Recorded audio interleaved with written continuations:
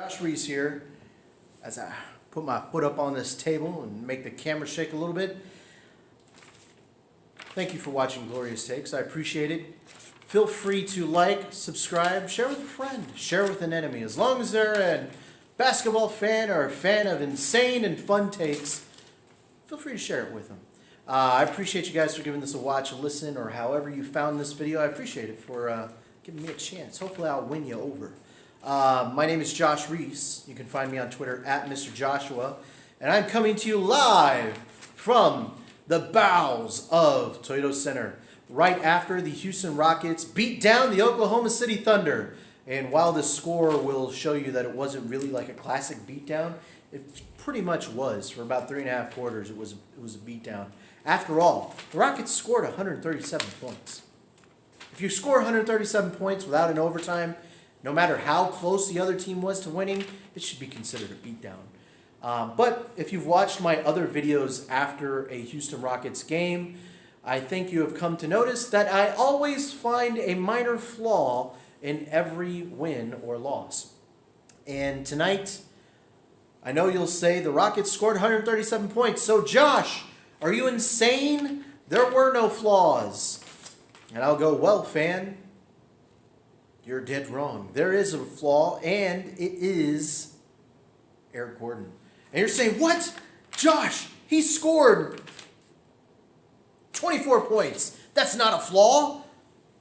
And I'll go, well, with Ryan Anderson out, we still haven't really figured out how that's going to work with Ryan Anderson out.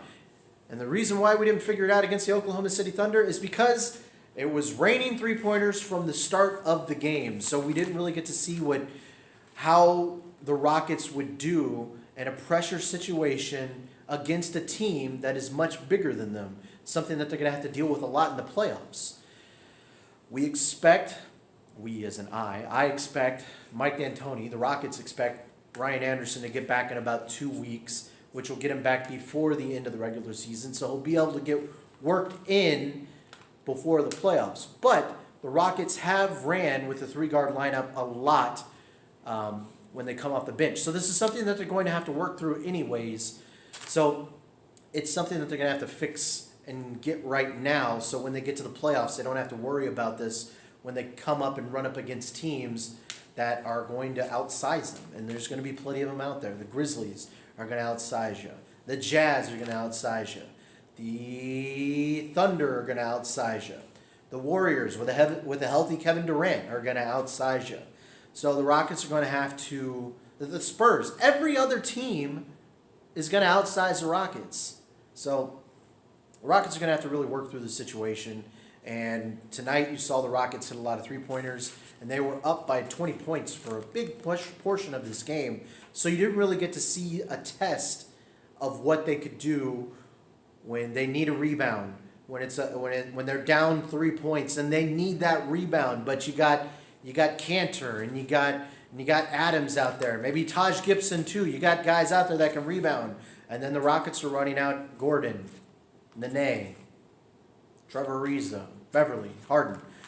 Fine lineup scoring wise, but you got to find ways to be able to defeat those lineups, and we did not get to see that tonight. And I won't say it's a complete negative.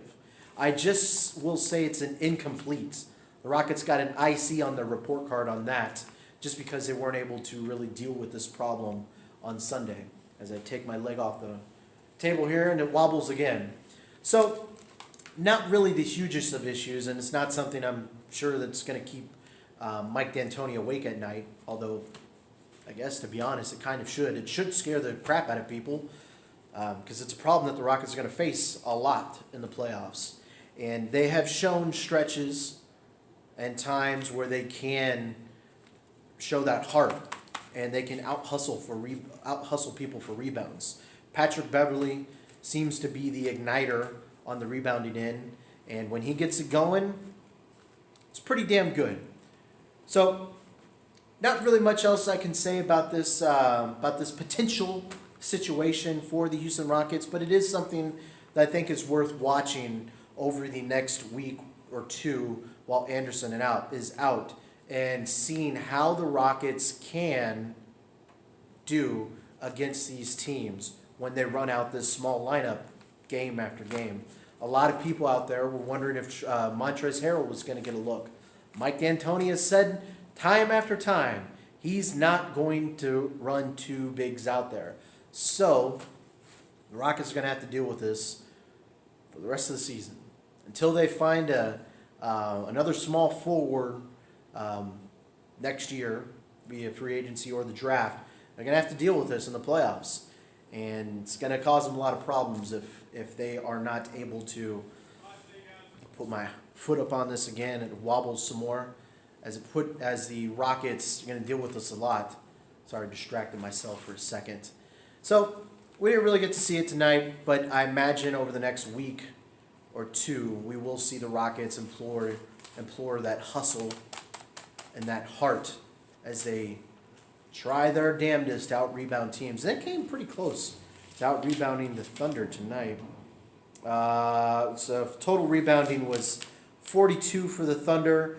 The Rockets had 36. Of course, Russell Westbrook finished with his 11 rebounds. Oddly enough, Andre Roberson finished with 4. The thing that I think gets me the most is that the bigs for the Thunder did not really rebound that well. Taj Gibson, 4 rebounds. Steven Adams, 4 rebounds. Where is it? Enes Kanter, 4 rebounds. So, on the face of it, it's a little bit strange, and I think that has more to do with those guys were out trying to guard the three-point line a little bit more than they're used to. So, we'll see. Again, not the majorest of problems, but it is something that the Rockets are going to face coming in the playoffs. So, might as well get it locked up and tightened up now.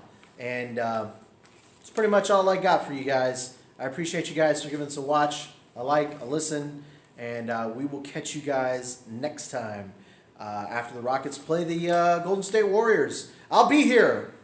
I'll catch you guys afterwards.